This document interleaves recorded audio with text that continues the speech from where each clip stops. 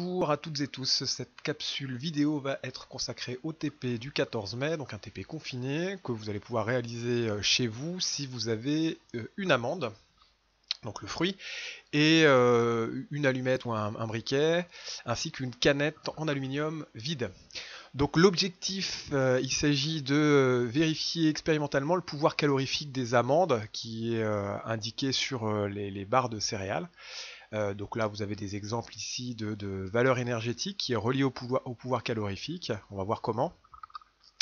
Donc on vous dit que vous êtes stagiaire dans une entreprise de vente de barres de céréales et votre tuteur de stage vous demande de vérifier le pouvoir calorifique des amandes. Donc il vous a laissé une documentation. Donc à l'aide des documents, vous devez proposer un protocole très détaillé, précisant les mesures à effectuer, permettant de déterminer ce pouvoir calorifique. Vous rédigerez un compte-rendu, décrivant l'expérience réalisée, détaillant les calculs effectués, et puis il faudra comparer la valeur expérimentale à la valeur attendue, et proposer enfin une explication pour cet écart. Donc valeur énergétique, massique et pouvoir calorifique, la différence existe entre les deux, ces deux grandeurs. Donc on va voir la différence maintenant. Donc la valeur énergétique massique d'un aliment est la quantité d'énergie pouvant en être retirée via la digestion et le métabolisme. Et ça correspond également à l'énergie libérée lors de la combustion d'une masse de cet aliment. Donc elle s'exprime en kilocalories pour 100 grammes, c'est ce qu'on voit sur les étiquettes ici des aliments. Donc là par exemple 100 grammes de pommes, ça donne une valeur énergétique de 50 kilocalories. Nous ce qui nous intéresse c'est l'amande, 100 grammes d'amande c'est 580 kilocalories. Le pouvoir calorifique lui d'un combustible c'est l'énergie libérée lors de la combustion d'un kilogramme de ce combustible et il s'exprime généralement en joules par kilogramme. Enfin, pas généralement, il s'exprime en joules par kilogramme. Donc là, il y aura une petite conversion à faire pour avoir la valeur en joules par kilogramme. Parce que là, déjà, on n'est pas en kilogrammes, mais pour 100 grammes, et on n'est pas en joules, mais en kilocalories. On vous représente ce qu'est un combustible et ce qui est un comburant. Le combustible, la substance qui brûle, qui va donc subir la combustion. Le comburant, c'est la substance qui aide à brûler, qui permet de faire brûler le combustible. Souvent, on le dit oxygène. Pour nous, ce sera le cas également.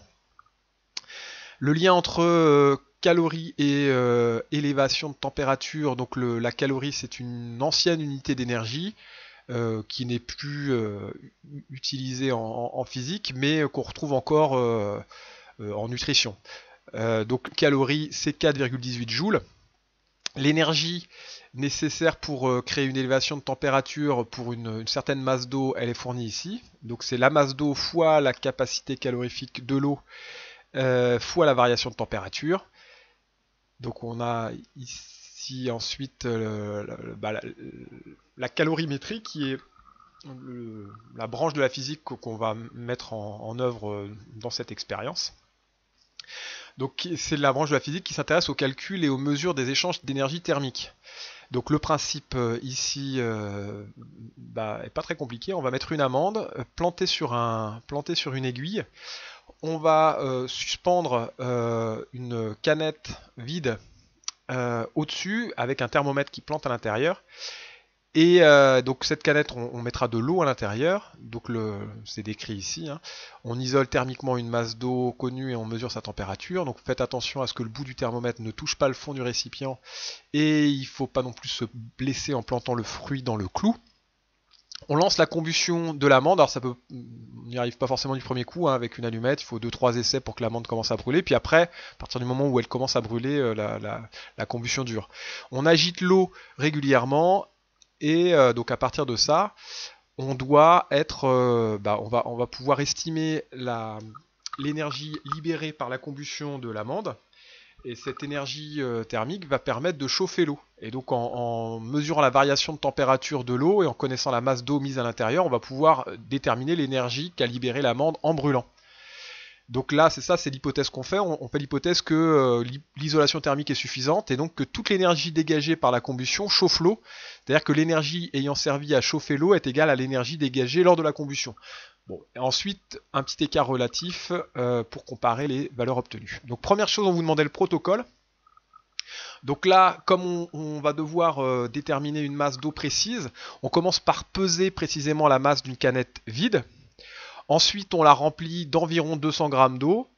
alors à l'aide d'une éprouvette ou d'un verre, enfin, peu importe. On repèse la masse de la canette avec l'eau à l'intérieur.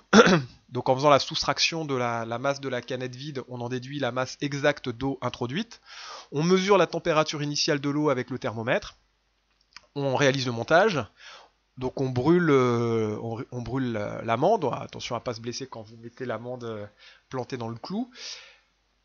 On attend que le fruit sec soit entièrement consumé. Alors oui, on a pesé le dispositif avant, donc l'ensemble support plus aiguille plus fruit sec avec précision, et puis ensuite on le repèse après, de manière à connaître la masse d'amande qui a été consumée. En gros, ça revient à peser la masse avant de la brûler et après l'avoir brûlée pour savoir quelle est la masse d'amande qui a été brûlée. On pense à agiter l'eau régulièrement et on mesure la température finale du mélange pour savoir quelle est la variation de température. Donc là, tout ça est récapitulé dans un tableau. Donc on a la masse de la canette avec l'eau. Donc on en déduit la masse de l'eau en faisant la soustraction de masse canette plus eau moins masse canette. La température initiale, pour moi c'était 19,5 degrés.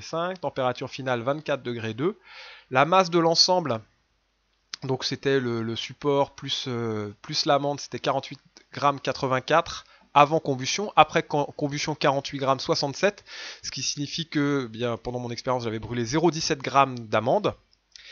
Donc le combustible est ici l'amande, le comburant c'est le dioxygène de l'air. Le transfert thermique, c'est masse de l'eau fois capacité calorifique de l'eau fois la variation de température.